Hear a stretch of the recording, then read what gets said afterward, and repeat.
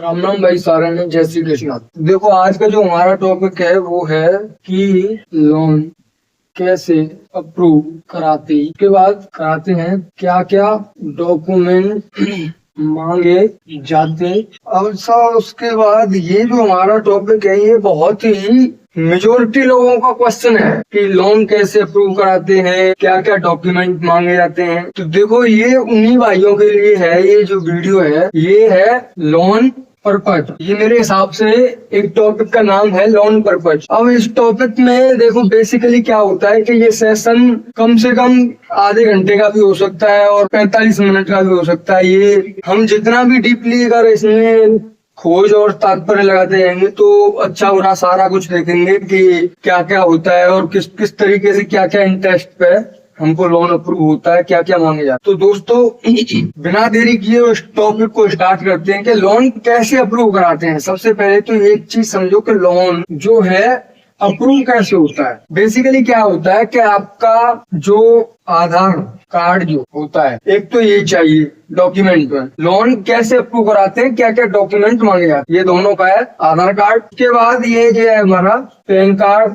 उसके बाद बेसिकली अगर आप सेल्फ एम्प्लॉय हो, सेल्फ एम्प्लॉय जैसे कि आप घर का या फिर कुछ प्राइवेट जॉब वगैरह कर रहे हो और वो आपको अकाउंट में ना सैलरी देके हाथ में दे रहा है, तो आप एक तरीके के सेल्फ एम्प्लॉयड हो। तो हर बिजनेस का जो एक पर्पज होता है, कोई कोई क्या होता है कि वेबसाइट सैलरी पर्सन को ही अलाउ करती है, कोई कोई ऐसी वेबसाइट होती है कि self employed and salary person को भी मतलब अप्रूव कर देती है। एक तो होती है सैलरी पर्सन, दूसरा है सेल्फ एम्प्लॉय। समझ रहे हो? तो आधार कार्ड, पैन कार्ड और फिर उसके बाद आपका देखा जाता है CIBIL score is the very important. क्या?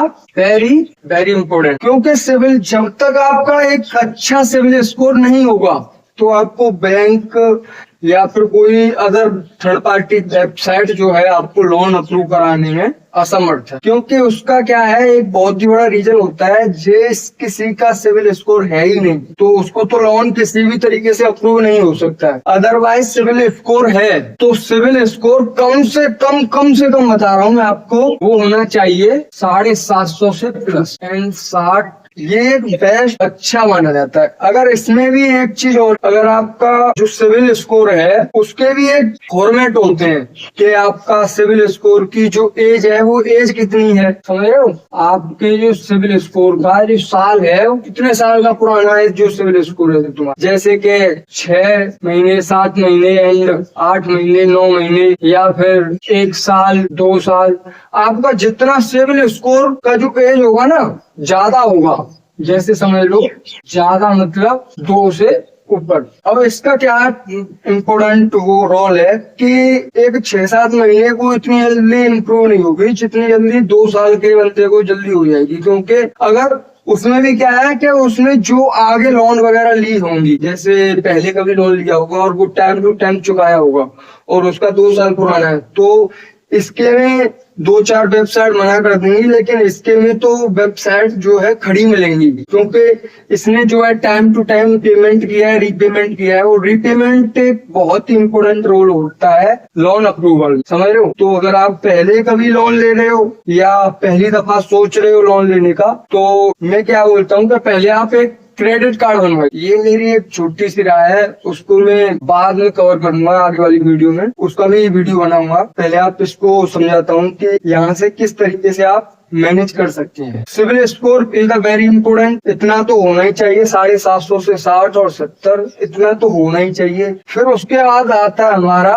बैंक अकाउंट, नहीं सॉरी गलती हो गया। फिर उसके बाद हमारा आता है केवाईसी आपकी होगी आधार कार्ड से। आधार कार्ड में जो नंबर लगा हुआ है, क्या? मोबाइल नंबर आपका आधार कार्ड से लिंक होना चाहिए। फिर उसके बाद तुम्हारा जो है पैन कार्ड लगेगा केवाईसी में। फिर उसके बाद जो है आपका कोई वेबसाइट मांग लेती है इनकम प्रूफ, कोई वेबसाइट नहीं मांगती है, लेकिन आप दे सकते हो 6-7 महीने का फोन पे से स्टेटमेंट निकल आता है आजकल। और एक चीज क्या है कि ये जो केवाईसी हो रही है उसके होने के बाद बहुत सी वेबसाइट क्या होती है कि इंस्टेंट लोन दे देती है आपको 5 से 10 मिनट में आपको बैंक खाते में लोन मिल जाता है, अमाउंट जो मिल जाता है। लेकिन कोई कोई वेबसाइट 2-3 दिन इतना ले लेती है, लेकिन आपको 5 से 10 मिनट के अंदर इंस्टेंट लोन मिल जाएगा। एकदम आपकी सिविल अच्छी होगी, रिपेमेंट जब आपने किया होगा जैसा भी आपका एकदम अच्छा है जो है लोन पर्पज। अब देखो ये जो हमारा हो गया, एक चीज समझो कि हमने हमारा लोन अप्रूव हो गया, ये सारा कुछ देने के बाद आपको यहाँ तक समझ में आया?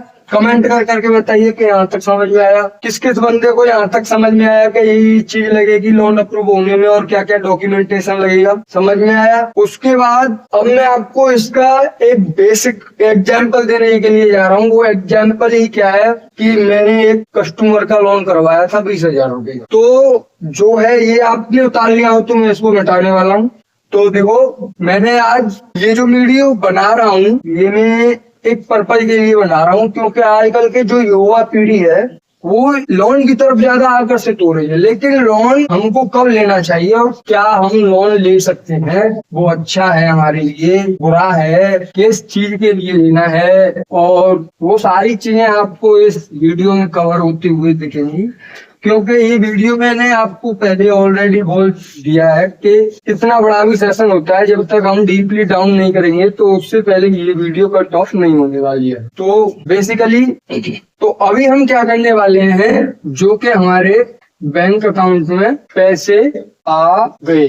अच्छा जी, पैसे आ गए हमारे बैंक अकाउंट में। मैंने कल 20,000 रुपए का लोन लगवाया था एक बंदे को, 20,000 इंडियन रुपीज, ऑलमोस्ट 20,000 रुपए। और ये जो लोन था 20,000 रुपए का, ये था रीपेमेंट 12 महीने। कितने में? 12 महीने में। अब इसकी जो एक चीज समझो कि ये जो लोन लिया था उसमें उसको इमरजेंसी थी। और यहाँ पर एक फैक्ट समझाने वाला हूँ कि क्या ये लोन सही है या फिर हम ब्याज पर जो गांव देहात में लोग पैसे ले लेते हैं ब्याज पर, या फिर वो सही है। तो गांव देहात में क्या होता है कि आप किसी से पैसे लेने के लिए जाओ और आपने पैसे ले लिए, उस दिन से उसका ब्याज स्टार्ट हो जाएगा। जैसे कि सपोज 2 रुपए सैकड़ा, 3 रुपए सैकड़ा, वहाँ पर सैकड़े के हिसाब से पैसा मिलता है। सैकड़े के हिसाब से मतलब समझ लो कि 3%, 2% ऐसे कुछ, और 2.5%। तो आपको गांव देहात में तो ऐसे देना पड़ेगा। और उसका जो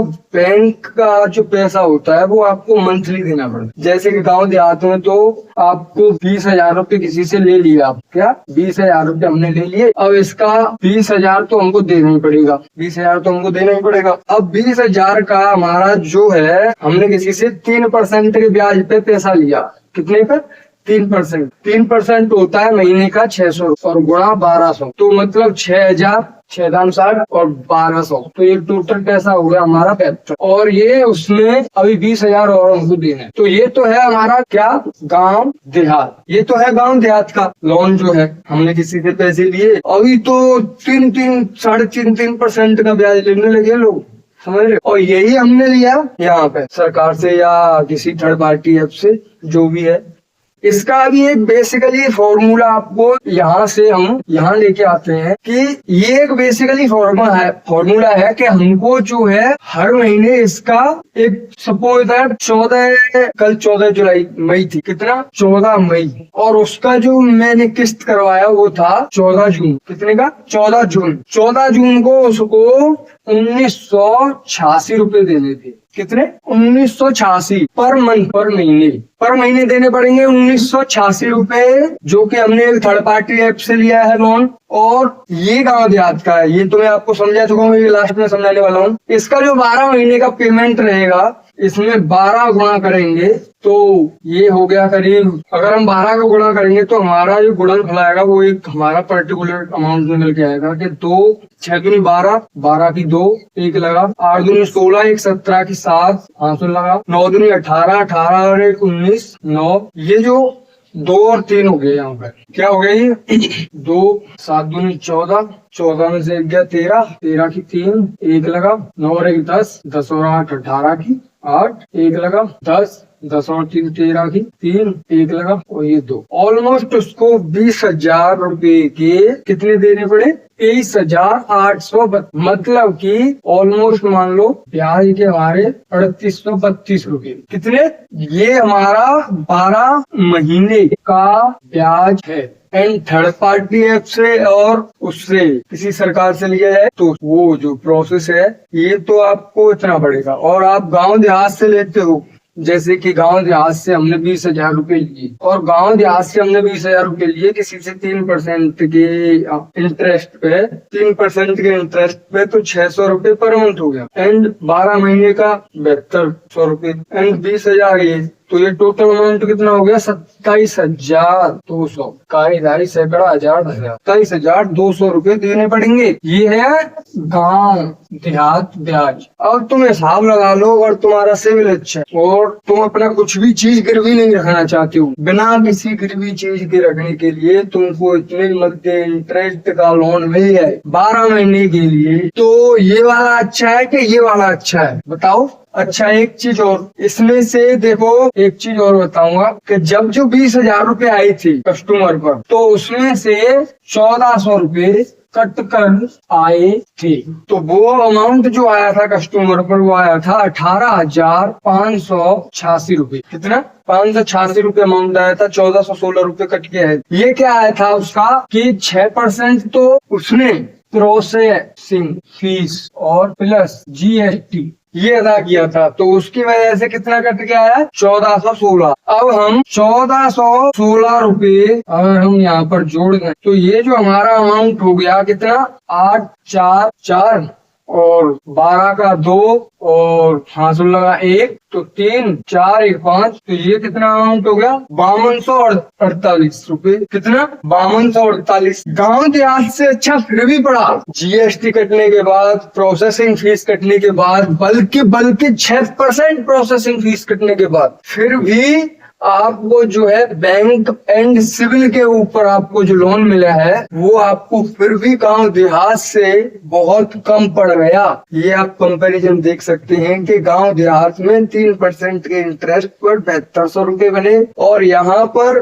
मात्र और मात्र ये कम ब्याज दरों की रेट से आपको किसी थर्ड पार्टी ऐप ने 20,000 रुपए दिए। 20,000 रुपए में से 6% प्रोसेसिंग फीस प्लस GST काटा, वो भी 1,416 रुपए। कस्टमर के अकाउंट में 18,586 रुपए आए, ये आप मैसेज देख सकते हैं। उसके बाद हमारा जो अमाउंट था वो था 1,986 रुपए पर मंथ का था, जो कि 14 मई को उसने लोन लिया है और 14 जून से उसका EMI स्टार्ट हो जाए। पर मंथ का जो EMI था वो था EMI जो था वो था 1,486 रुपए का, समझ रहे हो।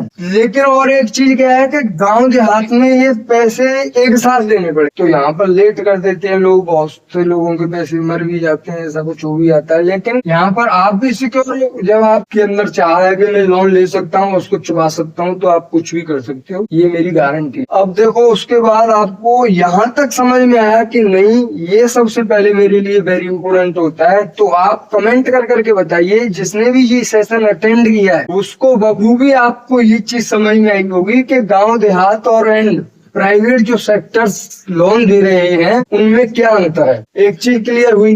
अगर आप कोई भी ऐसा क्वेश्चन एंड क्वेरी है तो आप कमेंट सेक्शन में बताइए, जिससे कि मैं उसको सॉल्व आउट कर सकूं और आपको इस क्वेश्चन के ऊपर पूरा 3 वीडियो एग्जांपल्स के साथ एंड मेरे भी एक्सपीरियंस के साथ मैं आपको यहाँ पर शेयर करके बता सकूं और एक अंतर बता सकूं कि आप किस चीज में डिफीट हो गए, क्या आपको इम्प्रूव करना चाहिए, कहाँ से लेना चाहिए, कहाँ से क्या करना चाहिए, वो सारी गाइड मैं आपको दे सकता हूँ। मेरा नंबर डिस्क्रिप्शन सेक्शन में है, वहां पर मेरा व्हाट्सएप नंबर है, आप उस पर कमेंट कर सकते हैं, मैसेज कर सकते हैं, मुझसे बातें कर सकते हैं, तो आप वहां पर कांटेक्ट करिए। और आप हमारे चैनल को नए हैं तो सब्सक्राइब करिए और वीडियो को लाइक करिए, जिससे कि आपको ऐसा ही अंदाजबंद कंटेंट देखने को मिले। देखिए रॉ वीडियो है, एकदम कस्टमर गाइड है और मैंने आपको ये भी दिखा दिया ये सारा प्रोसेस किसी फेक हवा हवाई में बातों में नहीं किया है, सारा कायदा कानून बताया है जो कि एक पर्टिकुलर बेस में होता है। यहाँ पर बहुत से लोग फंस जाते हैं जो कि गांव देहात से पैसे ले लेते। अब गांव देहात से पैसे बहुत महंगे पड़ते हैं लोगों को, लेकिन वो समझ नहीं पाते, उनको समझाने वाला होना चाहिए। तो मैं ही एक गांव देहात का बंदा हूँ जो कि इंसानों को एक फाइनेंशियल एडवाइजर होने के नाते लोगों को ऑनलाइन सजग करना हूँ और ऑफलाइन भी सजग कर रहा। तो मिलता हूँ अगली वीडियो में, आज के लिए इतना ही। जय हिंद, जय भारत, राम राम, जय श्री।